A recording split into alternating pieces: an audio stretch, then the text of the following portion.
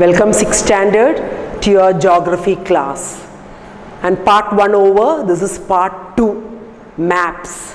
That is the 4th lesson. Now this lesson is a little small comparing to the other lessons, only so 2 parts are there. So after taking this part 2 also, the lesson will get over and I'll give you all the notes. Now I told you in the last class, I explained to you all about the components of maps. Now there are 3 components, isn't it? The first one is what? That is what? Here, distance. Then the next one, direction.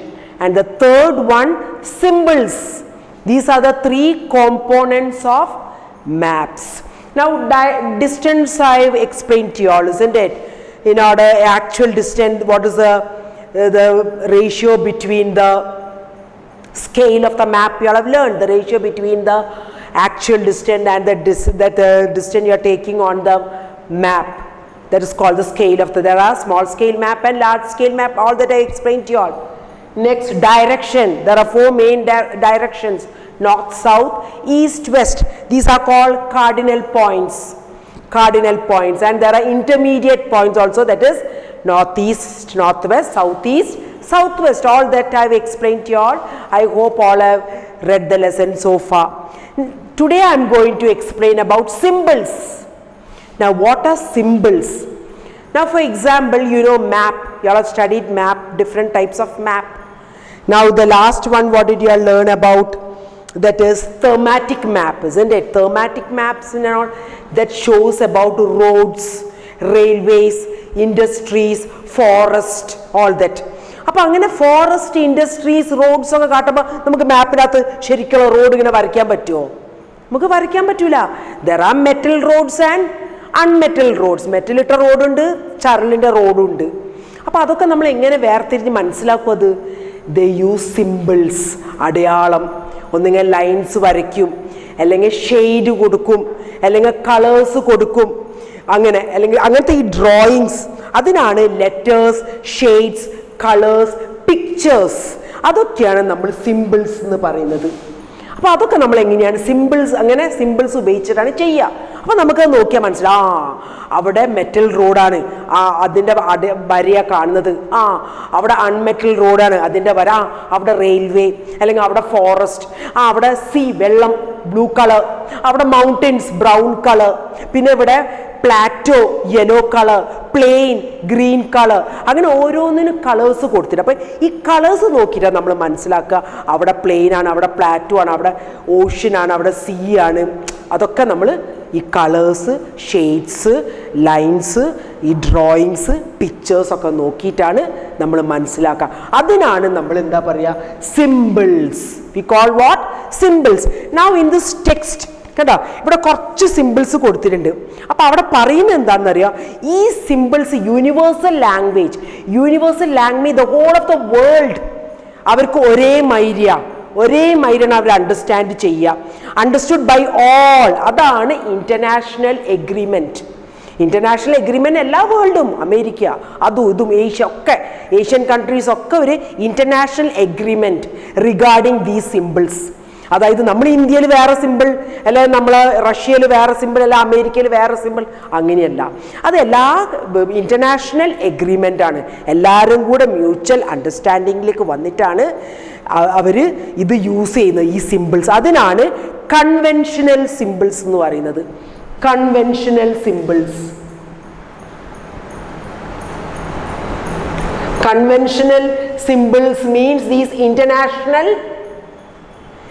international agreement regarding the use of symbols. അതായത് whole place, whole of world, അത് ഒരു mutual understanding ഈ സിമ്പിൾസിനെ പറ്റി. അതിനാണ് conventional symbols എന്ന് പറയുന്നത്.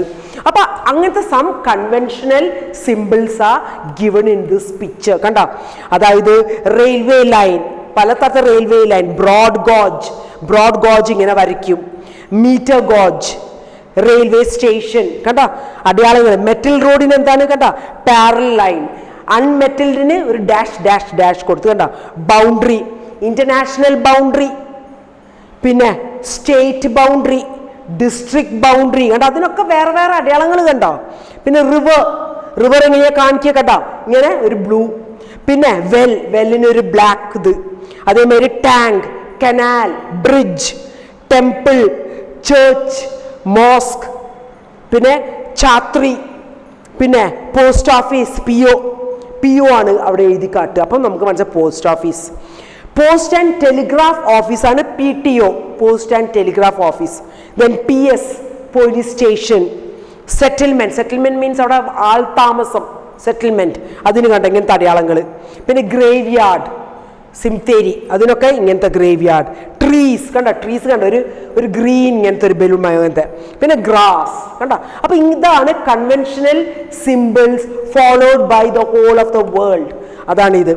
അതേമാതിരി ഇവിടെ കണ്ടില്ലേ ഒരു വില്ലേജ് കാണിക്കുന്നത്. അപ്പോൾ ഈ ബ്രൗൺ ഇതൊക്കെ സെറ്റിൽമെന്റ് ആണ്, സെറ്റിൽമെന്റ്. ദെൻ ട്രീസ് കണ്ട, ടാങ്ക്, മോസ്ക്, അതൊക്കെ ഇങ്ങനെ കാണിക്കുന്നുണ്ട്. School, post and telegraph office, അപ്പോൾ അതൊക്കെ റിവർ കണ്ട. അതിങ്ങനെയാണ് നമ്മൾ ഏകദേശം ഒരു സ്കെച്ച് വരയ്ക്കുക ഇതിനെ പറ്റിയിട്ട്, നമ്മളെ വില്ലേജിനെ പറ്റിയിട്ടൊക്കെ ഇങ്ങനെ വരയ്ക്കും. ഇപ്പം നമ്മൾ നിങ്ങളോട് പറയാം ഞാൻ ഒരു സ്കെച്ച് വരയ്ക്കും. സ്കെച്ച് മീൻസ് ഒരു റഫായിട്ട് സ്കെയിലൊന്നും ഉപയോഗിക്കാതെ, മെഷർമെൻ്റ് ഒന്നും ഉപയോഗിക്കാതെ ഒരു rough figure sketch of your school എന്ന് പറയുമ്പോൾ നിങ്ങൾ എങ്ങനെയാണ് ആ ബാങ്ക് റോഡ് കാണിക്കും, അതിൻ്റെ അപ്പുറത്ത് സംഗീത്, പിന്നെ CSI ഷോപ്പിംഗ് കോംപ്ലക്സ്, പിന്നെ നമ്മളെ സ്കൂൾ ഇവിടെ, അങ്ങനെയൊക്കെ നമ്മൾ സ്കെച്ച്. അപ്പോൾ നമ്മൾ അടയാളങ്ങൾ തൊട്ടടുത്തുള്ള ഇതൊക്കെ അടയാളങ്ങൾ പറഞ്ഞാൽ നമുക്ക് വേഗം മനസ്സിലാവും. അതാണത്. അപ്പോൾ അപ്പോൾ അതേപോലെ ഞാൻ പറഞ്ഞു വേരിയസ് കളേഴ്സ് ആർ യൂസ്ഡ് അല്ലേ. അപ്പം ഞാൻ നിങ്ങളോട് പറഞ്ഞു yellow for plateau, then green for plain, brown for mountain, blue for water, അങ്ങനെ ഓരോന്നിനും ഓരോ കളർ ഉണ്ട്. അപ്പം നമുക്ക് മനസ്സിലാവും. അപ്പോൾ അതാ അവിടെ പറയുന്നത്. ഇനി next we'll go to sketch. അപ്പോൾ സ്കെച്ച് എന്ന് ഞാൻ പറയുന്നത് അതാണ് ഞാൻ പറഞ്ഞത്, സ്കെയിൽ ഉപയോഗിക്കാതെ വരയ്ക്കുന്നത് ഒരു റഫ് ഫിഗർ വരയ്ക്കുന്നതിനാണ് നമ്മൾ സ്കെച്ച് എന്ന് പറയും. ഇപ്പം നമുക്ക് വല്ല ലോണൊക്കെ പാസ്സാവാൻ ആ വില്ലേജ് ഓഫീസിൽ നമ്മളെ വീടിൻ്റെ സ്കെച്ചൊക്കെ ഒന്ന് വരച്ച് കൊണ്ടുവരും. സ്കെച്ച് എന്ന് പറഞ്ഞാൽ നമ്മളെ നെയ്ബറിങ് അടയാളം, തൊട്ടടുത്തുള്ള അടയാളം, അതൊക്കെ വെച്ചിട്ടൊക്കെ ഒരു സ്കെച്ച് വരയ്ക്കുക. Rough drawing to show the way to the house. Such a rough drawing without using a scale, measurement ഒന്നും ഉപയോഗിക്കാതെ വെറും ഒരു റഫ് ഫിഗർ ഡ്രോയിങ്ങിനാണ് നമ്മൾ പറയുന്നത് സ്കെച്ച് മാപ്പ് എന്ന് പറയുന്നത്. മനസ്സിലായില്ലേ? അപ്പം നിങ്ങൾക്ക് മനസ്സിലായില്ലേ വാട്ട് ഇസ് എ സ്കെച്ച് മാപ്പ് എന്ന് പറഞ്ഞാൽ ഒരു സ്കെയിലൊന്നും ഉപയോഗിക്കില്ല, ജസ്റ്റ് ഒരു വഴി, ആ വീട്ടിലേക്കുള്ളൊരു വഴി അല്ലെങ്കിൽ സ്കൂളിലേക്കുള്ളൊരു വഴി ജസ്റ്റ്. അപ്പോൾ ആ തൊട്ടടുത്തുള്ള അടയാളങ്ങളൊക്കെ വെച്ചിട്ട് തൊട്ടടുത്ത് വരെ കട ഉണ്ടെങ്കിൽ ആ കടയൊക്കെ അതിൻ്റെ പേര് കൊടുത്ത് അല്ലെങ്കിൽ വല്ല ഇതൊക്കെ അങ്ങനെ അടയാളങ്ങളൊക്കെ കൊടുത്തിട്ടാണ് ആ ഒരു drawing without using a scale. A rough drawing without using a scale is called a sketch map. Now next we'll go to plan. അപ്പോൾ പ്ലാൻ നമ്മൾ അറിയില്ല, ഒരു വീട് ഉണ്ടാക്കുന്നതിനേക്കാളും മുന്നേ നമ്മൾ എൻജിനീയർ എടുത്ത് പോയിട്ട് ഒരു പ്ലാൻ വരയ്ക്കും അല്ലേ, നമ്മൾ വീടിൻ്റെ ഏകദേശം പ്ലാൻ. അപ്പോൾ അവിടെ എന്ന് പറയുന്നത് ഒരു സ്കെയിലൊക്കെ ഉപയോഗിക്കും. ഇപ്പോൾ ബെഡ്റൂം എത്ര ലെങ്ത് ആൻഡ് ബ്രെത്ത്, അപ്പോൾ ലെങ്ത് ആൻഡ് ബ്രെത്ത് അവരവിടെ ഇങ്ങനെ കൊടുക്കും. അപ്പോൾ plan is A drawing of A small area on A large scale. ഇവിടെ ലാർജ് സ്കെയിലാണ് നോക്കുക, അതായത് ഒരു സ്മോൾ ഏരിയൻ്റെ കുറച്ച് വലിയ മെഷർമെൻ്റ് ഒക്കെ കൊടുത്തു കഴിഞ്ഞാൽ ലാർജ് സ്കെയിൽ ഡ്രോയിങ്. അപ്പം length and breadth of the room അതൊക്കെ ഇങ്ങനെ കാണിക്കും. ഈ ഡ്രോയിങ്സിന് ഡ്രോൺ ടു സ്കെയിൽ, ഇത് സ്കെയിൽ ഉപയോഗിച്ചിട്ടുള്ള വരയ്ക്കുന്നതിനാണ് വിൽ കോൾ വാട്ട് പ്ലാൻ. അപ്പോൾ ഏകദേശം ഇത്ര സ്ക്വയർ ഫീറ്റ് അല്ലെങ്കിൽ ഇത്ര സ്ക്വയർ മീറ്റർ അതൊക്കെ ഇങ്ങനെ വെച്ചിട്ടാണ് വരയ്ക്കുക. പക്ഷെ അത്ര നേരം എടുക്കൂല, പക്ഷെ ഏകദേശം ഈ വാൾ ഇത്ര സ്ക്വയർ ഇത് അല്ല ഈ ഏരിയ സ്ക്വയർ മീറ്റർ, ഏരിയക്ക് നമ്മൾ സ്ക്വയർ മീറ്റർ എന്ന് പറയാം. ഇത്ര പിന്നെ മീറ്റർ അല്ലെങ്കിൽ അത്ര അങ്ങനെയൊക്കെ സ്കെയിലിൽ വെച്ച് വരയ്ക്കുന്നതിനാണ് will call what plan. So that is what this lesson, we finished with this lesson. So one thing children, you all read the lesson very well, small lesson that is, that's why with 2 parts we finished the lesson, and you all have to learn this conventional symbols ഒക്കെ നിങ്ങൾക്ക് അറിയണം, നിങ്ങൾ പ്രത്യേകിച്ച് നിങ്ങൾ മനസ്സിലാക്കണം. പിന്നെ റോഡിന് എന്താ പറയുക, മെറ്റൽ റോഡിന് എന്താ പറയുക, ചേർച്ചിന് എന്താണ്, ഈ സിമ്പിൾസ് ഒക്കെ നിങ്ങൾ നമ്മൾ പഠിക്കണം. Sometimes I may ask this for the examination. അപ്പം നിങ്ങൾ അതൊക്കെ അറിഞ്ഞിരിക്കണം.